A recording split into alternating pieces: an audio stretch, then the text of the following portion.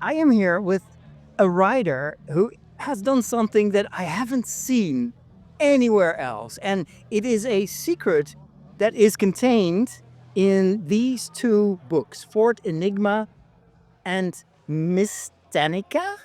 And the writer is Dianne Arentsen. But these are not ordinary books. There is something special about these books. Explain what it is. There are interactive books. So Fort Enigma is like an escape book with puzzles and riddles, and you have to find out where you have to read next. And so you solve a puzzle or not, and that brings you to another part of the book. Yeah, you don't have normal chapters. You have chambers. So every chamber ends with a puzzle or riddle, and then you have to solve it. And there are multiple choices, so you can go, if you have the right answer, you can go to the right next room, or if you have the wrong one, you can go to the wrong room, and then you can find other things there. So yeah. That is so cool because it also means that the experience may be very different from one reader to another. Yeah, I think so. Yeah, and it depends how you do it, if you are the winner or not. So you as a reader, you are the companion of the main character. So you have to help him do everything. And there are also some moments where you're on your own and the main character isn't there, so you have to do something. Yeah. I have difficulty wrapping my mind around how that works, but it sounds so incredibly fascinating because it makes the reader really involved in a way in the story that no other book does, because you determine the outcome. Yeah. And the other book, Mystanica, what kind of book is that? That depends on choices. So there are chapters, and after every chapter there are multiple choices, and you can choose how the story goes. So you mostly have three choices, and then you go to the chapter where you like to go next. Yeah. And so, in this story, you play the main character, or are you again like someone who accompanies the character? By Mystanica, you are there's an experiment, so you are you are part of the main. You're not the main character, but you are connected to the main character. So you can choose for the main character what you want to do. Yeah. Now I have to ask, what gave you the idea to write these particular types of books? Because I've never seen these in Dutch. Yeah. It started with Fort Enigma, so I like to write something that also for my children to read. That is also story, and it's part of a game sort of. So then I started with Fort Enigma, and Fort Enigma had some choices, and I really liked the choices in the book. So I thought I will write next a book only about choices. So then Mystanica happened after that. And so one of your kids was actually also the guinea pig for the book. Does it work? How did he or she react? Yeah, they really liked it. I had 3 children. They all read it, and they also helped because in Fort Enigma you have it starts with some. I have to look about it. With a scientific fun facts. Uh-huh. And I've one of my children. He really likes to have all these facts. So he helped with all the facts that are written in the books. So I interrupt you for 1 second. I'm a goat Phil.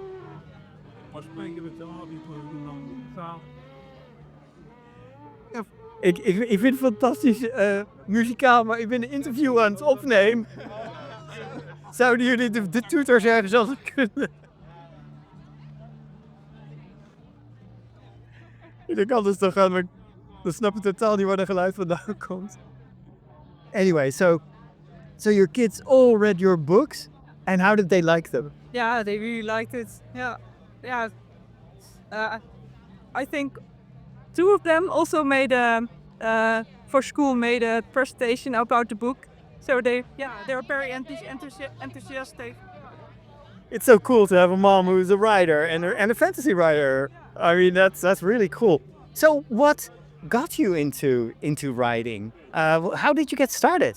Well, I always liked to write. I think I was really young. I always know I want to do it, and I always said I want to be a writer or a stunt person, Seriously, a stunt act. stunt actor. Yeah. So, yeah, the writer came through. The stunt actor did it. You can do the stunts in your books, I right? can write about the stunt, so yeah, that's nice. That is such an adventurous ambition as a child to be wanting to do that. And was it hard to get started, to find a publisher, to get an audience for your books? Yeah, it was. I first tried writing for myself, so the first book that is published is not my first book I have ever written. But when I write the first book, Itana is my first published book, and I thought, yeah, well, maybe it can be better. So I sent it to Zilverspoor to so they can read it and have some feedback about it. And then they were really enthusiastic about it, and they want to publish it. Even I didn't, didn't know that. That is so cool. You know what I love about your story is that you write for a very clear audience. And you're kids who like to read, one who maybe not really into reading, but very much into gaming, and you just go with it. You just write something that works for all of them. And I'm in a way very much reminded of when I was young, and I love to read, but I also was, one of those first early gamers, and I love to play those adventure games on the computer, which is basically choose your own adventure, and what you choose determines the story. And it was no graphics; it was just text. And then I discovered one book at a secondhand market, and it was a choose your own adventure Star Wars book. And I was enchanted. I couldn't stop going through that book, and I never understood why there weren't more books like that. And now, 40 years later, I meet you, and you actually did what I was looking for my entire life. Yeah, yeah. I also like this, and I didn't find. Yeah, I think I didn't know there were some books, but there are some, but I don't think they're in the Dutch books. Maybe a little, but it's not much. Yeah.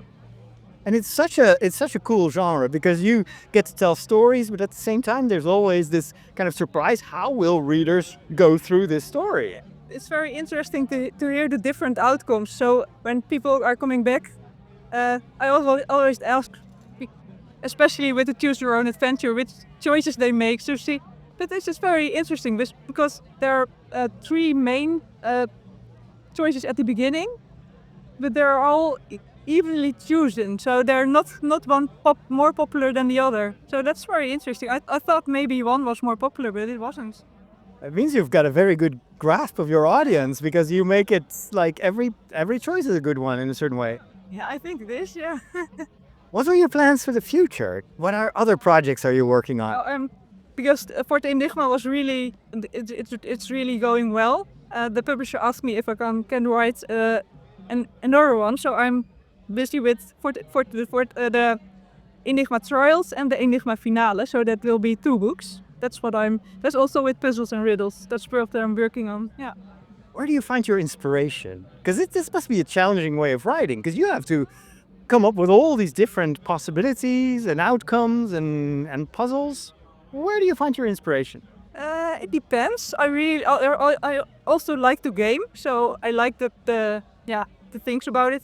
And I'm also writing a story about a game at the moment, and I really like that world. So for the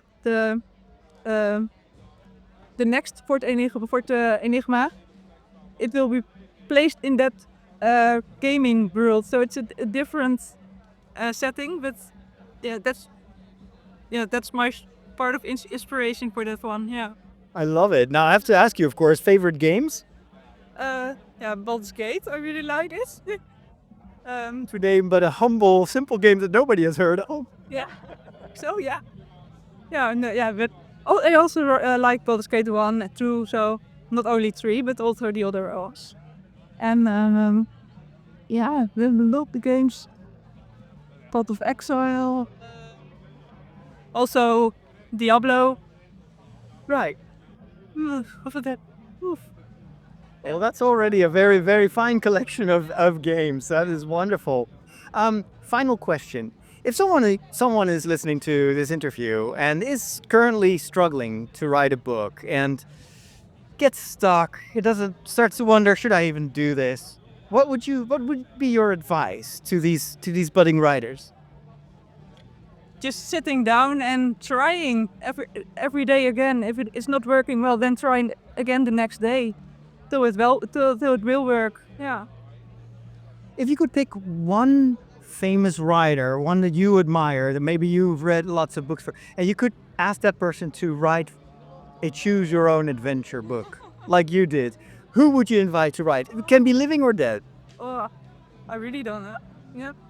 I also like the Dungeons and Dragons, the game. So maybe from the Forgotten Realms, maybe Salpeter. I don't know the real name, but the whole name. But maybe someone like that. Someone from the gaming world, and then just translate this into a book. Yeah, that would be nice. Yeah. I think that's an untapped market. I think we should pursue this. I would read it.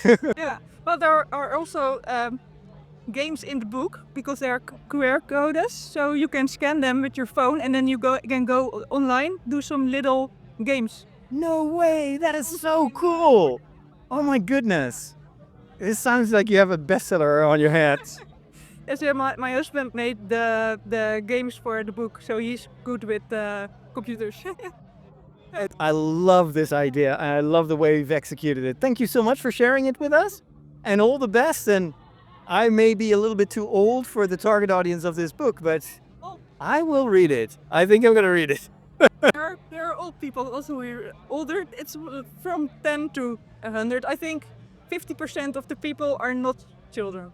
There you go. Stories are timeless anyway, so who cares? If you like the puzzle, it's cool. Yeah. Awesome. Thank you so much.